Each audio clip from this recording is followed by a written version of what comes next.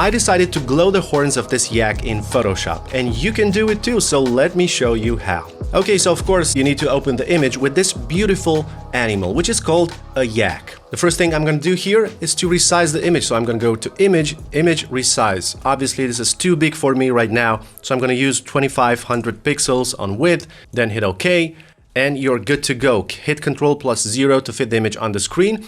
And the next step I want to do is to create some duplicates of this layer, because I need some elements on separate layers. For example, one, I need the background image. I also need the yak separated from the background image on a separate layer.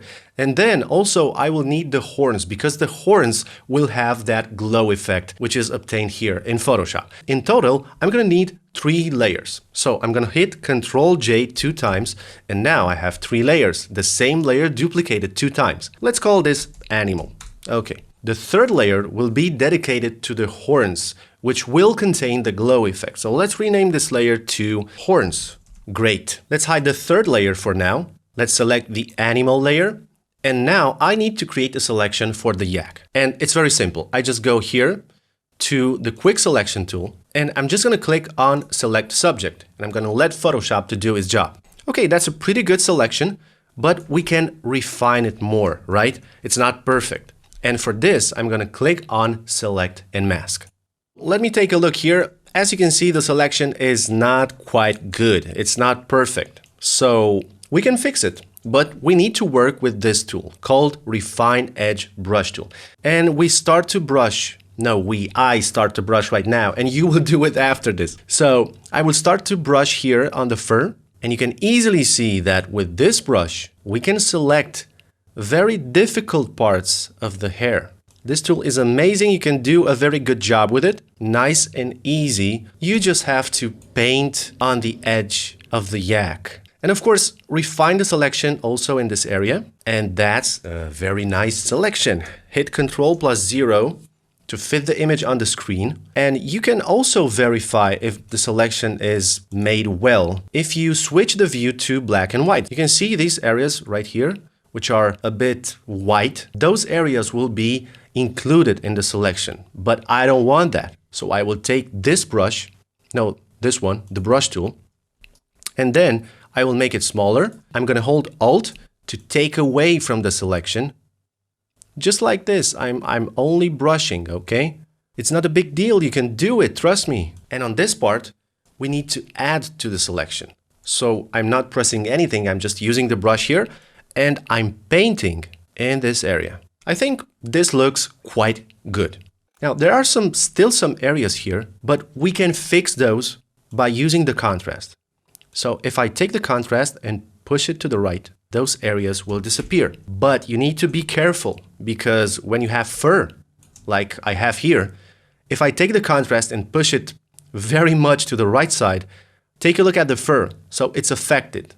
It doesn't look natural anymore, right? So we need to take the contrast from 0 until the point that we see the selection is much better. And we can also use the Shift Edge option, which is going inside. It's eating from your selection if you bring it to the left, you see? You want to use very low values, like for example, -4. And now I need to output this selection to a layer mask, okay? So from output, I will choose layer mask and then click OK. And now we have a layer mask on this layer, and we can check it by deactivating or hiding the background layer. Now we need to select the horns. So how will I do this? It's very simple. I make sure the horns layer is selected, and then I hold down Control and click on this layer mask. This will load up the selection made earlier. So I will take this tool called the lasso tool. I hold down Alt to take away from the selection. Now I can use another tool, polygonal lasso tool. I'm holding down Alt. I will start making the selection here. Just step by step, I will recreate this part of the horn. You can just do it roughly, because we can come back here anytime, you will see, and make it smoother, okay? Ctrl+0 to zoom out just a bit, and double click to finish the selection. I have some parts here that I need to fix. I'm holding Shift because I need to add to the selection in this area. Double click to close, Control 0, and we have the first horn, the left horn, ready. I need to do the same steps here. Let's take away some more here. I like this. So I have a selection on this layer. What I want to do is to apply a layer mask. So with this layer selected, I'm going here and click on Layer Mask. If I hide these two layers, you can see that the horns are now properly selected and we have them on a separate layer. In order for the horns to glow, we need to darken some elements. More exactly, we need to darken the yak, but also the background. So it's very simple. I just select the animal layer and then apply a color lookup table. And from this list, I choose Moonlight. And also, I'm gonna add a hue saturation layer and take down the saturation to -50. Something like this is good. Now, very, very important. These two layers should be clipped to the animal layer. So I'm gonna hold down Alt and click between the two layers. So now this adjustment layer is affecting only this layer. And I'm gonna do the same for the hue saturation. Hold down Alt and click between to clip these two adjustment layers to the animal layer. Now I press Shift, select both layers, hold down Alt to copy those two layers and place them above the background. Now I needed to make this separation because later on in the tutorial you will see that I will apply some lighting effects and I want them to be applied only on the yak. Now the next step I'm doing here is to begin to create the glow effect. So first I need to convert this layer into a smart object. Why, you may ask? Because I want to apply some effects later and I want to be able to come back anytime and change any of the settings when I want, okay? So I just converted this layer to a smart object. Now it's time to make a duplicate of it, Ctrl+J, and then put this layer on linear dodge. And you can see that by choosing this blending mode, the horns just became more bright than before. On this layer, I will apply a Gaussian blur effect. And for this value here, I will enter 5. Okay, you can see a preview here. This is the first step of the glow. Now, I take this layer and duplicate it one more time. And for this, I will use a value of 80. I hit OK, and then I press Ctrl+J once again. For this one, I will enter 200, and then I make another copy. This is the final one, I promise. And I will double click the Gaussian blur. And here I enter something like 470. But you need to experiment on your own image because as you saw in the beginning, I resized the image. And these values will have different results if your image is on another resolution. So I'm going to click OK here. And now what I want to do is to group all these layers, all the horn layers. I can rename the group to horns. No, I will actually call this horns glow. And then what I can do now is to brighten up the horns even more. I'm going to do this by adding a levels adjustment layer and also clip it to the group below. You can do this in two ways, holding Alt and clicking between the layers. But also if you usually add an adjustment layer, you have this icon right here, which is doing the same thing. It's clipping the adjustment layer to the layer below. I can control the levels adjustment layer and it's affecting only the horns. So this is the original value and I will bring it to 127, for example. And now you can see that the effect of the glow is kind of a white, but I wanted to transform it into a more orange color. So for this, I'm going to use a hue saturation layer. I'm going to take this box which says colorize, bring the saturation up to 85. And again, I forgot to clip this layer to the levels layer. So I will click on this icon. Now the effect is clipped only to the horns. Now I will bring this slider to 35. Let's enter 35 because I already tested this. Saturation to 85 and lightness to 5. So now I have this beautiful looking glow. Now, if I take a look here, The edges of the horns are kind of sharp, right? But I can make them much smoother than this. I will show you a nice trick. You can enter this group called horns, go down to the first layer, double click here on this smart object, and you know how a layer mask works, right? So black hides and white reveals. You can see here that I have the entire image, but the layer mask shows me only the horns because the horns are white on the layer mask and the rest of the image is black. So I'm selecting the layer mask. I will zoom in here. I will take the brush or hit B on the keyboard, make the brush much smaller because now it looks like it's very big. Make it a bit more harder. I can come here and make this selection just a bit more smoother. Not much, but just a bit. Now I go on the other side. So this is now beautiful, like Benny Production says. So if I save now this document and I go back here, we now have softer edges for the horns, right? It looks much better. Now that I created this glow effect, I feel like the rest of the image should be a bit darker, but only in some areas.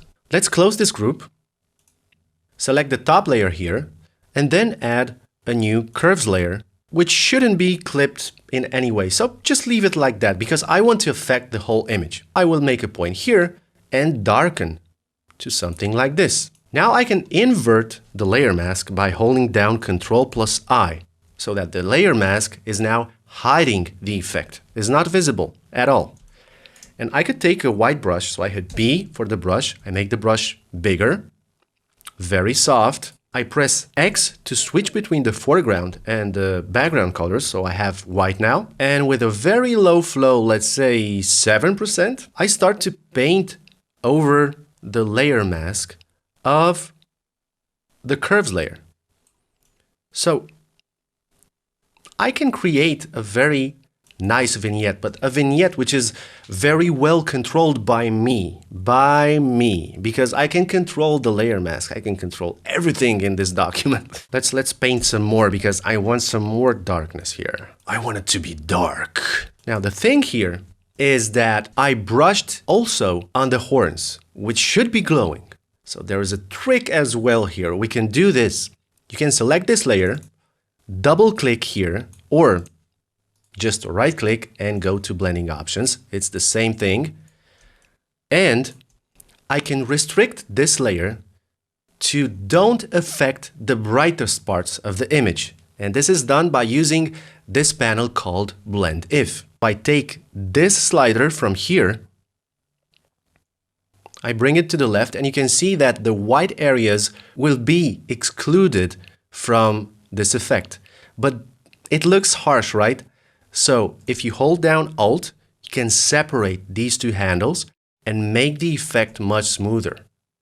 So now this effect is only affecting the midtones and the shadows in the image, and it's leaving alone the glow. Ctrl-0 to fit the image on the screen, and now I have a very nice vignette. Awesome! Let's take this further. And also, if I think that this effect is too intense, I can always use this opacity option right here and lower the opacity. So let's bring it to 80%, before and after. And now you need to understand something.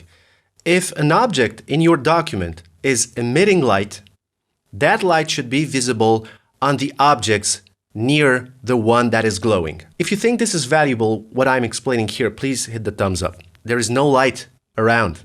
So I need to simulate some light on the fur of the yak. I can hold down Alt and copy this hue saturation and put it above this layer right here. And also clip it.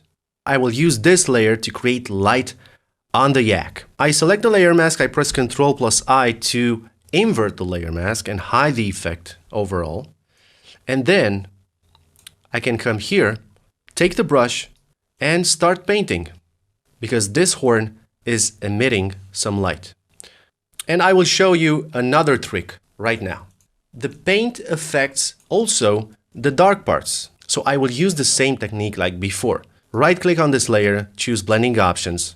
And now I will take this slider and bring it to the right because I want to avoid painting light in the dark areas.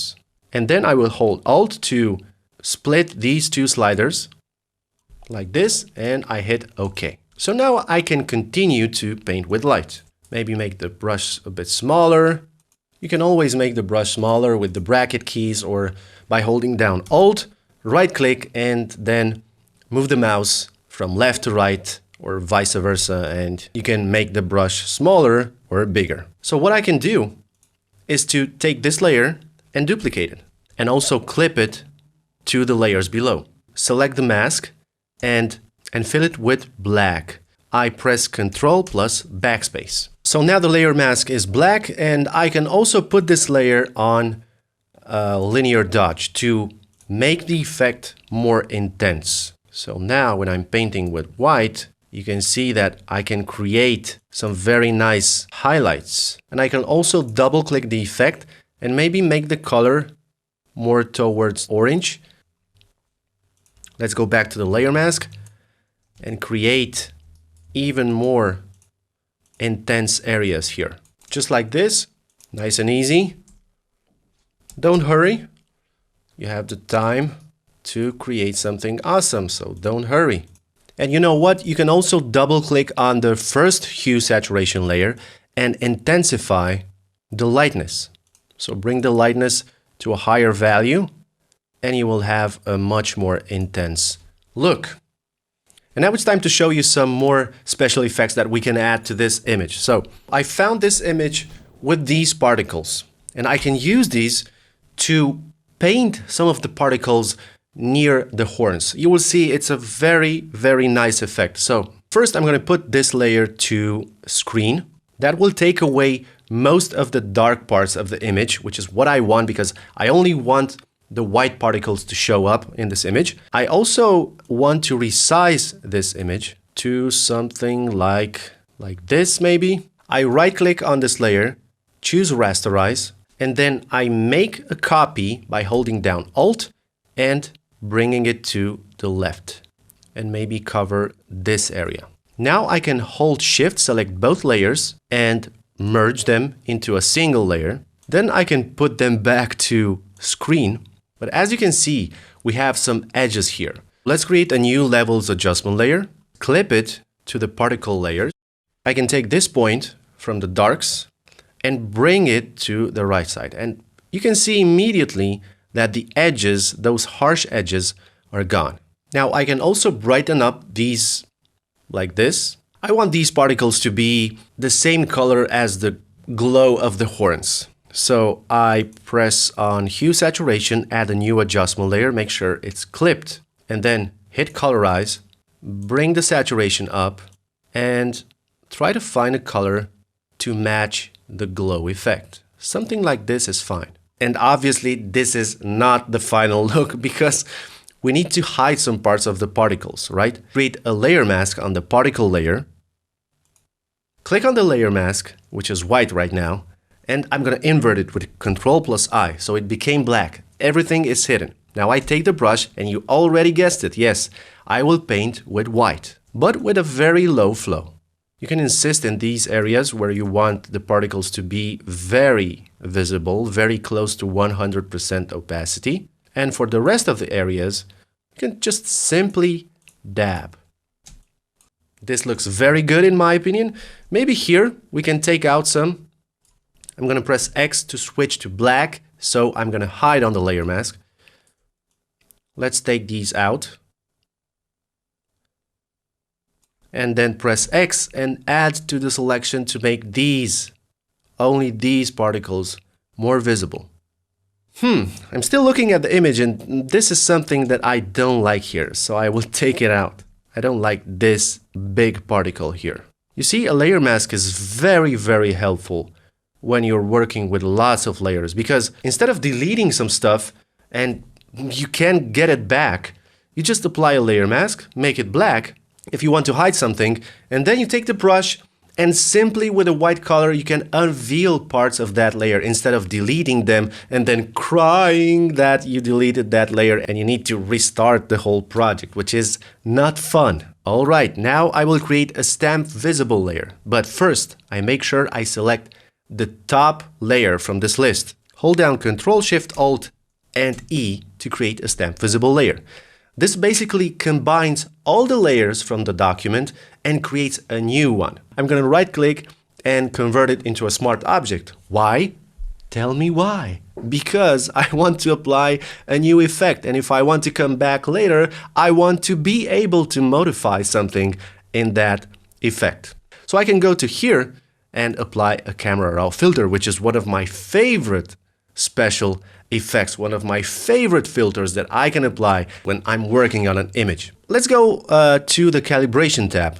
I love the calibration tab because I can shift colors here. So for example, I can take the blue primary and shift it to the left side. And you can see how the colors change, right? But I don't want to exaggerate like this. I can go to -12, -13, and I can increase the saturation for the blue color. Now I can go to basic, the basic panel, and I can increase the texture a bit. I want more definition in the texture, but also I can apply some clarity. Don't take it to 100% because it will look weird. Maybe some of you will enjoy it, but I'm not enjoying it. I don't like to exaggerate with effects, so I will keep it at 20. This is a small touch that I always do. I go here, maybe zoom in just a bit and add a bit of grain because this makes the image more artistic. And then maybe I can go into the details and add some sharpening, but just a little bit. I hit OK. I know you clicked on this video to learn how to make this awesome glow effect in Photoshop, but you need to watch this one too because I show you how to make any object glow in an image, but also how to paint with light in a very nice way. I'm Cristi. Catch you in this one.